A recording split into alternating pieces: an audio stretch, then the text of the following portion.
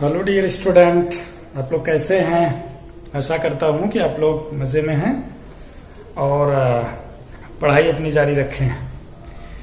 आज के video lecture में हम आप लोगों को एप्लीकेशन ऑफ डायमेंशनल एनालिसिस पर बेस्ड कुछ और प्रॉब्लम्स का डिस्कशन करेंगे। अर्लियर लेक्चर्स में हम आप लोगों से डिस्कस कर चुके हैं एप्लीकेशन ऑफ डायमेंशनल एनालिसिस का third part, that is to establish the formula of any physical quantity में एक क्वेश्चन का डिस्कशन हमने किया था। आज उसी पर बेस्ड कुछ हम न्यूमेरिकल प्रॉब्लम्स और चर्चा करेंगे।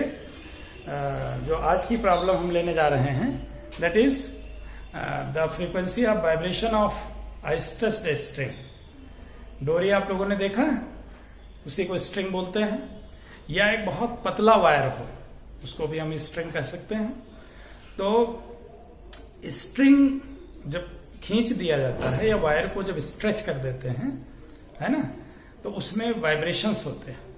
अब ये जो वाइब्रेशन है उनकी फ्रीक्वेंसी ऑफ वाइब्रेशन हमें अगर n दिया है तो frequency of vibration n depend कर रही है तीन फैक्टर्स पर। The frequency of vibration of stretched string और wire n depends upon following factors, that is first one is the length of the string, that is L, tension in the string T, and third one is the mass per unit length small m. Find the formula for n of the string. तो ये हमारा question है और इसे हमें using the dimensional analysis we have to establish the relation for n. सबसे पहले उस फिजिकल क्वांटिटी का जिसका फार्मूला एस्टेब्लिश करना है, अन्य क्वांटिटीज से डिपेंडेंस मालूम होने के बाद हम संबंधित फिजिकल क्वांटिटीज की कुछ पावर के साथ हम उसको कोरिलेट कर देते हैं। तो सॉल्यूशन की चर्चा करते हैं। Okay, let us see here.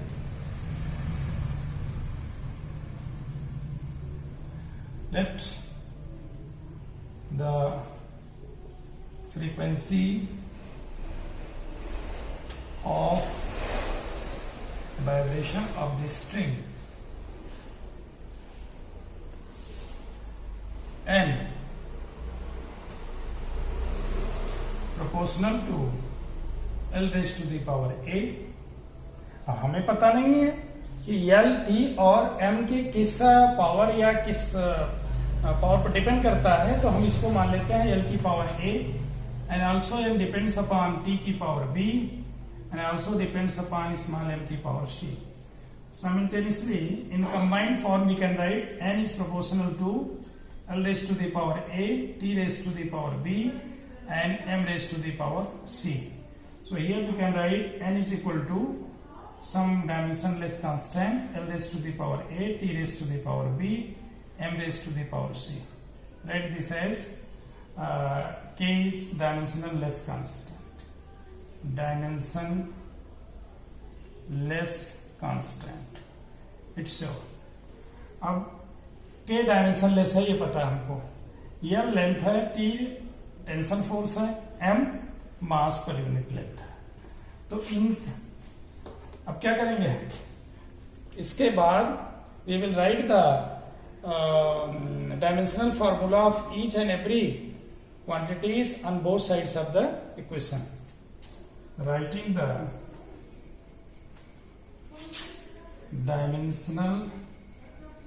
dimensions of each physical quantities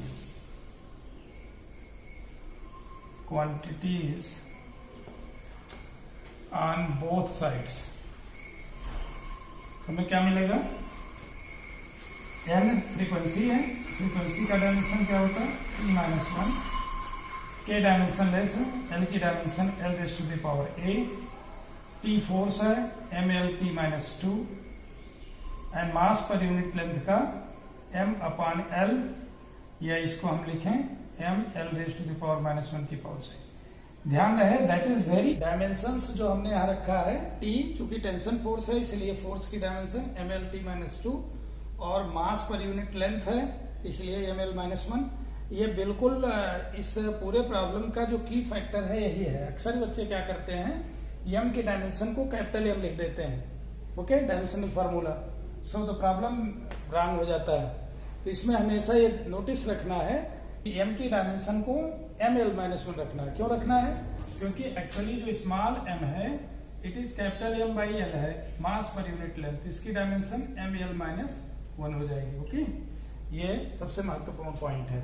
तो अगर इसको हम एक साथ लिखें तो ये हो जाएगा L raise to the power A, M raise to the power B, L raise to the power B and T raise to the power -2B, M raise to the power C, L raise to the power. अगर इसको फिर एक साथ लिखें M raise to the power B plus C, okay, L raise to the power A plus B minus C and T raise to the power -2B, और ये आपका इधर हो गया M0 L0 T -1। ओके, ये आपका सपोज करिए question second है। Comparing the powers of M, L and T on both sides of equation what? Equation third, यानी सॉरी इक्वेशन सेकंड इसको मान लीजिए, इक्वेशन सेकंड। तो अब हम कंपेयर करेंगे तो यहाँ m की पावर b प्लस c है, तो हमें क्या मिलेगा? b plus c is equal to 0। That's clear, क्योंकि यहाँ b प्लस c है, यहाँ m की पावर 0 है। यहाँ a plus b minus c is equal to 0, क्योंकि यहाँ m की पावर 0, और -2b is equal to -1, that is b is equal to 1/2, and similarly we can write c is equal to -b, that is -1/2। So from here इसे हम लिख सकते हैं इक्वल टू b और c, a is equal to c minus b, that is -1/2 that is -1। अब हमें मिल गया a b c, so we can write here substituting the value of a b and c in equation what? First we get, क्या मिलता है हमको? इसमें रख दो n is equal to k times L raised to the power -1, T raised to the power 1/2, because B is equal to plus 1/2, okay, and small m is equal to -1/2, so we can write k upon L into T upon small m raised to the power 1/2, okay, that is n is equal to k upon L under root T upon m. That is the dimensionally correct physical relation of frequency or vibration of any stretched string, but experimentally the value of k is found to be k is equal to 1/2. So we have n is equal to 1/2L under root T upon m. That's the relation for frequency or vibration. ये exact relation है और ये dimensionally correct relation है। तो let me recall you, फिर से हम क्या करते हैं, आपको फिर से यहाँ ध्यान दीजिए। सबसे पहले हमें क्या करना है, जिस फिजिकल क्वांटिटी का हमें क्या निकालना है, फॉर्मूला डेराइव करना है, उस फिजिकल क्वांटिटी का जिन जिन अन्य क्वांटिटी से डिपेंडेंस है, we will assume the powers of A, B, C of that physical quantities, that is n depends, और संबंधित फिजिकल क्वांटिटी डिपेंड कर रही है L raise to the power A, T raise to the power B, M raise to the power C, क्योंकि हमें ये केवल ये दिया है डिपेंड कर रही है, बट किस पावर कितने से डिपेंड कर रही है नहीं मालूम है, तो हम लोगों ने एज्यूम कर लिया और इसको कंबाइंड रूप में लिख दिया। अब इस प्रोपोर्शनलिटी को हटाने के लिए एक डायमेंशनलेस कांस्टेंट रखा, तो ये importance, this equation has got great importance. तो अब इसमें दोनों साइड्स के जो हर फिजिकल क्वांटिटीज हैं उनका डायमेंशनल फार्मूला लिखा, उनको असेंबल किया, कंपेयर किया एमएलटी की पावर्स को, तो we have a value of a b and c, and putting the value of a b c in equation first we will have dimensionally correct formula of that physical quantity. और अगर constant की value उसमें रखते हैं जो कि experimentally calculated है, तो हमें एग्जैक्ट फार्मूला मिल जाएगा। ये कुल मिलाकर के इस पूरे सवाल में जो हम लोगों ने सिंपल पेंडुलम का डिराइव किया था अर्लियर लेक्चर्स में, t is equal to 2 pi under root L upon G, तो उससे ये थोड़ा सा भिन्न है। उसमें भी 3 क्वांटिटीज थी। मास पर डिपेंडेंस बाद में नहीं आया, लेकिन पहले दिया था बॉब का जो मास है। यहां पर जो मास पर यूनिट लेंथ है, that is the technical point. अब ये इसमें जनरली बच्चे क्या करते हैं, मास को m लिख देते हैं, और जब डायमेंशनल फॉर्मूला m लिखते हैं तो पूरा का पूरा रिजल्ट प्रभावित हो जाता है। तो आप ध्यान रखिए, here m is mass of unit length of the string. It means it has the dimensional formula ml minus 1. Let me take another example to explain you the application of AOD, that is application of dimensional analysis part 3rd. AOD.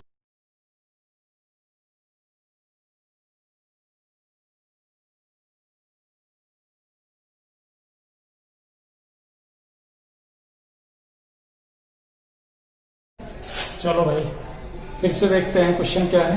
The wavelength of any matter radiation will depend upon the following factor: mass of the particle, velocity of the particle, and third one is the Planck's constant. Find the formula of lambda. Okay, lambda को आपको पता है क्या है, wavelength है। और de Broglie ने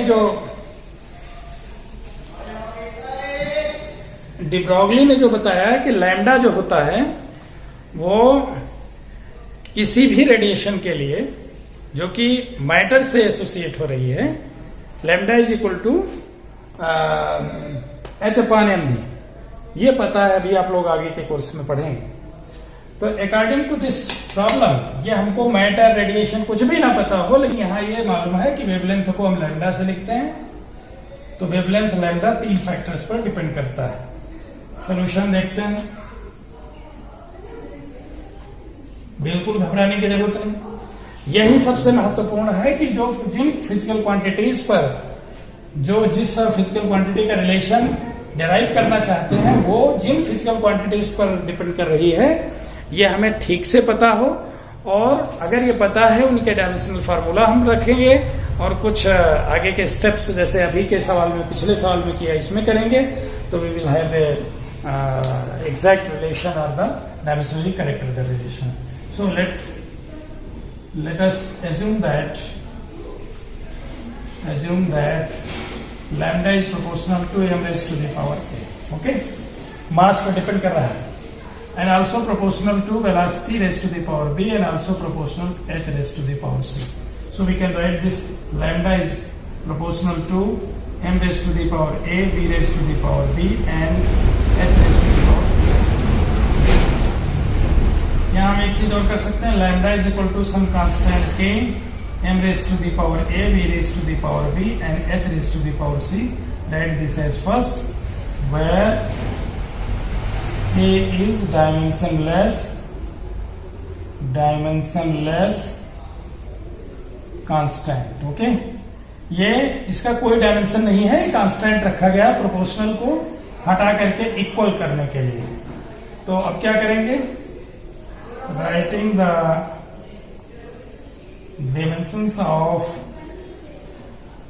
each physical quantities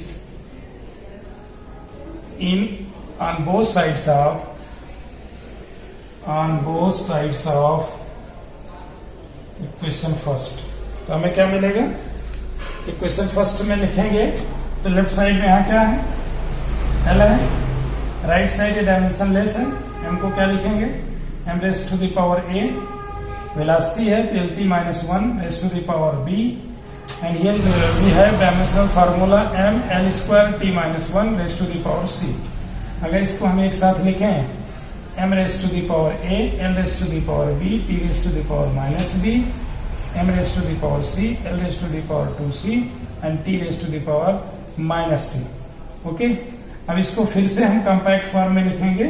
left side में लिख रहे हैं m0 l t0, right side में हमारा मिल रहा है m raised to the power a plus c। क्या मिल रहा है, a plus c। and real raised to the power b plus 2c and t raised to the power minus b minus c. ये आपका equation second हो गया. Comparing the powers of what m, l and t on both sides of equation 2 we get क्या मिलेगा हमें. अब हमारे पास इधर भी MLT है कुछ पावर के साथ, इधर भी MLT. कंपेयर करें, m की पावर 0 है, यहाँ a प्लस सी है, यहाँ m की पावर b प्लस 2c, यहाँ m की पावर l की पावर 1 है, यहाँ t की पावर माइनस b माइनस c है, और यहाँ पर t की पावर 0. So we can write this a plus c is equal to a plus c is equal to 0, and here we have b plus 2c is equal to 1, and here minus b minus c is equal to 0, that is b plus c is equal to 0. अब हमको ये देखना है b plus 2c है यहाँ, और b plus c है 0. तो इसको हम आगे बढ़ाएं तो इसको लिख सकते हैं b plus c is equal to 1. इसका मतलब ये हो गया कि b प्लस c की जगह 0 रखते हैं तो 0 plus c is equal to n, that is c is equal to 1 हो गया. एक चीज तो क्लियर हो गई, हमारा c क्या है, 1 हो गया. अब c 1 हो गया तो a की वैल्यू क्या आएगी, 0 minus c that is minus 1, और दूसरा b की वैल्यू क्या आएगी, that's the question. b plus c 0 है तो b is equal to minus c that is minus 1. So we have in our a is equal to minus 1, b is equal to minus 1 and c is equal to plus 1. That's the value which we have obtained here. Now putting the value of a, b and c in equation what? In equation 1 we get, हमें मिलता है, क्या मिलता है, here is the lambda is equal to k times m raised to the power minus 1 and v raised to the power minus 1 and h raised to the power 1. So we have h upon k तो रहेगा ही mv, lambda is equal to, that's the dimensionally correct relation, but experimentally k comes out to be 1, so we have lambda is equal to h upon mv. ये de Broglie matter wave का equation है. किसी भी matter wave से जो associated wave होती है उसकी wavelength lambda is equal to h upon mv होती है. That's the exact relation. Let me give you example, इसको आप ट्राई करिएगा. ये आपके लिए मैं छोड़ रहा हूँ, ओके, और नोट्स बना सकते हैं वीडियो को पास करके. अब आगे बढ़ लीजिए. अब यहां पर क्वेश्चन दूसरा, the centripetal force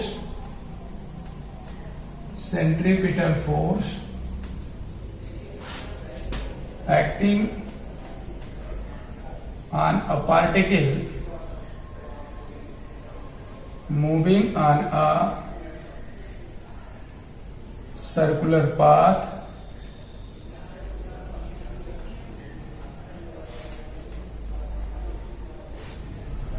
will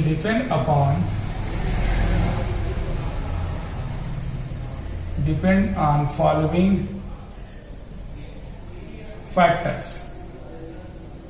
First one is the mass, second one is the velocity, and third one is the radius of the circular path. Find the